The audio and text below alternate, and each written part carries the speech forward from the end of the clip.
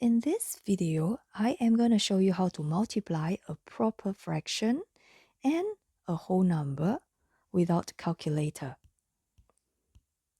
Now let's recall what is a proper fraction.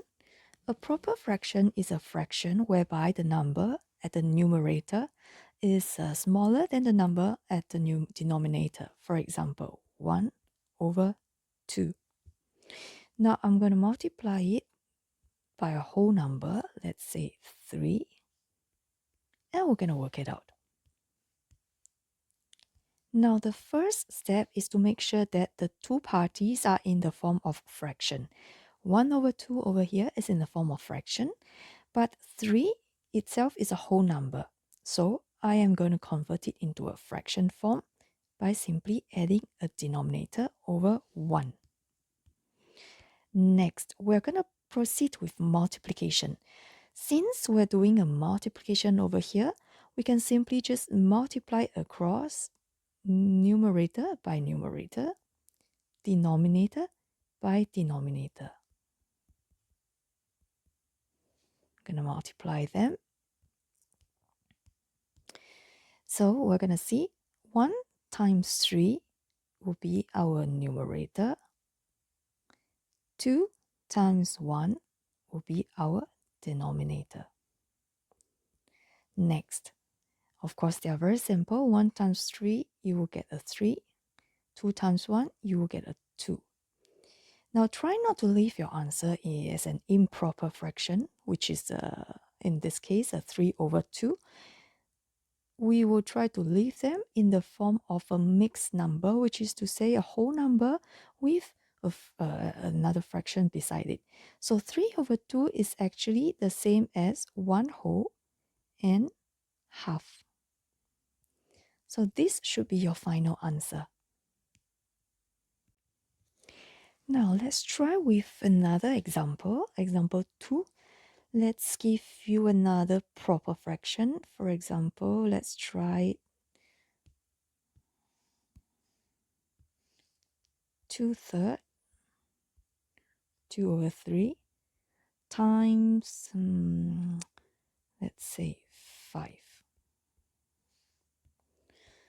Now let's recall. The first step is to make sure that both sides, both parties are in the form of fraction. 2 over 3 is a fraction. 5 itself is a whole number, so I'm going to convert it into a fraction.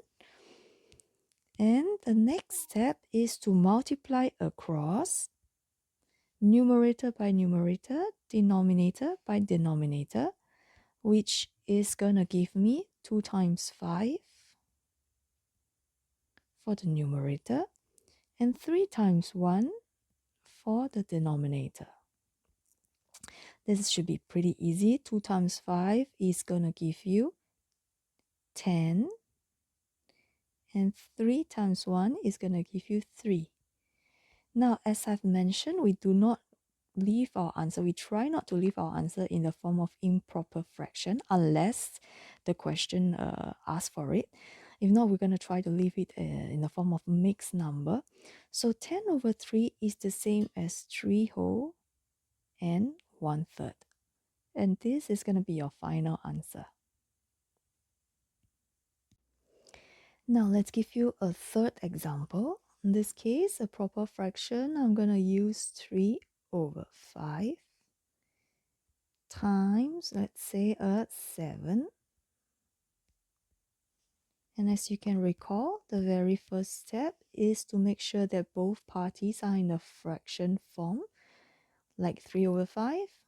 And 7 itself is a whole number. I'm going to convert it into a fraction by giving it 1 as a denominator. And next, we are going to multiply across numerator by numerator, denominator by denominator, which will give me 3 times 7 for the numerator and 5 times 1 for the denominator. We proceed to do the multiplication. 3 times 7 will give you 21. 5 times 1 will give you a 5.